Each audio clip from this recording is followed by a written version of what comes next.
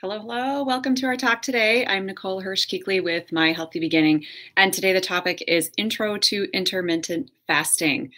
Intermittent fasting means to go without or to go without food in the case of our conversation today. Did you know our time from dinner to breakfast is a natural fast? It's a break from eating. We are sleeping during that time, hopefully, which improves our body's ability to heal, allows our brain to drain, and we're resting our body as a whole, including our digestion. So that's the rest and digest time. And sometimes our digestion needs a break beyond that.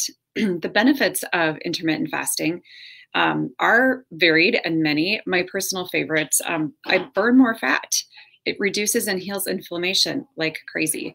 Metabolic reset is what it provides, increased mental focus and clarity, boosts performance, high energy, total reset to your digestion, regulates insulin levels, and gives you the relief from the life of so much food. The last two happen to be my favorites. So I've had low blood sugar for the majority of my life. I didn't really know that's what I was experiencing until my, I don't know, early 30s probably. And I would get cold and I would get clammy and I would get lightheaded and I would just get sort of fuzzy and I would get irritable. And I had no idea that that was because of low blood sugar. So I also thought I couldn't do fasting intermittently because of the low blood sugar. But here's what I found. I discovered that it was one of the fastest ways to bring that into balance for me. So we use it here in our practice. Let me just get my note here. Breaking the fast. So let's talk about that in the morning. So some people are like, I wake up and I'm super hungry. I'm ready to go. I need to eat right away.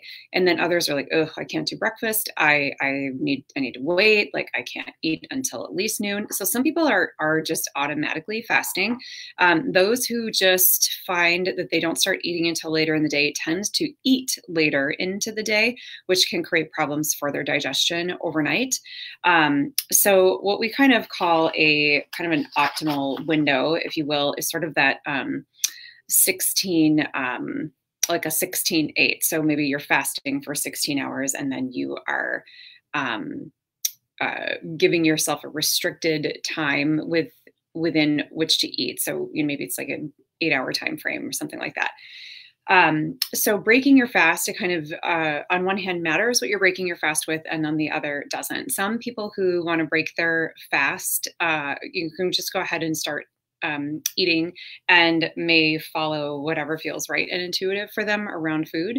Others have a real specific kind of food platform, around restrictive or eliminated eating that they follow. I know for myself, there are foods I avoid and feel best only eating in small amounts or just eliminating altogether. So I really do follow, stay within those reins myself, which is more of a paleo style eating. But most people find a comfort zone that they haven't found with food when they practice intermittent fasting and when they eat inside that time frame. So I do have people on both spectrums, some who say, oh my gosh, I can eat kind of whatever I want. Not that that's awesome. And some who can eat whatever they want within a window of what feels comfortable for them. And then they do feel their best, which is really great. For those who need something right away in the morning, this was me. I'm going to actually show you what I used to kind of get me through. So I'm not a coffee drinker, but for those of you who are coffee drinkers, you could follow the Dave Asprey kind of bulletproof coffee intermittent fasting, which is to do coffee with like MCT oil. You could use grass-fed butter. Some use coconut oil. And so that fat helps to keep you, keep the ketones there. So it kind of keeps you in like a state of ketosis, but you don't have to eat a keto diet, if that makes sense. So my coffee drinkers, they love that because they will have just a cup or two in the morning and then they won't eat until 11 or noon. And then there are others who are like, oh dear God, there's no way that I could go about my morning without putting in any food. So enter the Body Health Company and Perfect Amino. So this is my saving grace. When I started practicing intermittent fasting a year and a half ago, that was my question. How on earth am I going to go until even like 10 o'clock without eating? I'm a person who I would get up because I'm hungry. I got to eat right away in the morning. It's not the case anymore. And that's just a huge, huge relief from the constant, like, what am I going to eat and when am I going to eat? And do I have time to prepare it? And that's been a huge relief for me. It does take something. It is a bit of a game. It's not like a willpower conversation, but it is um, something that sort of stretches the mental bandwidth, like my personal bandwidth. And what this shake allowed me to do is, alone with water, it won't break a fast. So that is brilliant. It's not the greatest flavor. It took me a bit of time to get used to it. In fact, for the first 3 weeks that I was practicing fasting, like I had the intention to move into intermittent fasting, I actually used the perfect amino shake and totally doctored it up, made it into a smoothie, added fruit, added spinach, etc. And by the time those first 3 weeks or so were done, I could just take this alone with water, and I was kind of over the taste of it. And now that's just easy for me to do, and I don't think anything of it. So I can have this now much later in the day than when I originally started. So when I originally started, I needed to have this shake around maybe 8 or 9 in the morning. And now I might not tap into this shake until sometime between 11 and 2. It depends on the day. So intermittent fasting is just that. It's intermittent. So it's not something you have to commit to like full time, 7 days a week, which I love, because I think when people think of, and I would request you not think of it as a diet, actually.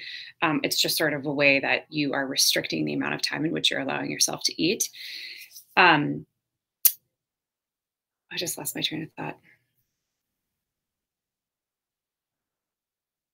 When you're looking at your intermittent fasting, you don't want to look at it like a 24/7 commitment. Okay. So intermittent means not all the time. So for example, I'm here in the practice 3 days a week. It's really easy for me to fast on those days because I'm busy. I am back to back. I am meeting with people. We are transforming lives here. We are busy people in this practice. So I'm distracted. And if I have a little bit of like, I might be getting a little hungry, I'll make sure that I drink my full water bottle, within an hour of rising in the morning. And so I'll see if I can put away another water bottle by, for sure noon, maybe have a cup of tea. That can really help to just feel kind of grounded and centered. But here's what's different. In the past, even 2 years ago, if I hadn't eaten anything or drank anything other than water or tea, by 10 o'clock, my stomach would be growly. I'd be super irritable. I'd be getting clammy. And that just doesn't happen anymore. It's not like I'm running into a semi because I'm hungry. Now it's like this gentle nudge, like, hey, so you might be getting a little hungry. And I'm able to kind of quelch that that little nudge or that little knock on the door with just some water or tea. So again, this shake was really imperative for me in kind of helping me move into the intermittent fasting category. So very simple to do, very simple to give a try.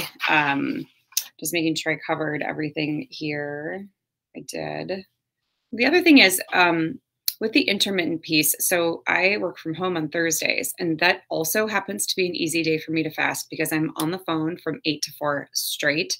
And so there's not a lot of there's not a lot of wiggle room, right? So I kind of have like my liquids out in front of me, and I'm just sipping off of them all day from, 10 or 11 or noon on. And that works really well. And then I eat something late afternoon. I eat earlier dinner is the goal for me. I don't do well if I eat later in the evening in most cases. And then my 3 home days, like for you, this might be your weekend. And right now times are a little strange and people are home more than they usually would be. I might start eating only at like 10 in the morning, to have breakfast with the kids or something like that. But by Monday, I'm ready to begin that intermittent fasting routine again. So I hope that this has given you some ideas about where to start and something to get your wheels turning a bit on what you think intermittent fasting could provide you. If you have tried lots of things and nothing has helped, I would definitely encourage you to give this a try. So if you are one that struggles with low energy or brain fog or weight loss, or, your digestion just does not work, I would encourage you to go ahead and schedule a complimentary discovery call. We can talk about your case and figure out if there are some best ways or practices for you to put in. You can reach us here at 612-418-3801 or find us online at myhealthybeginning.com.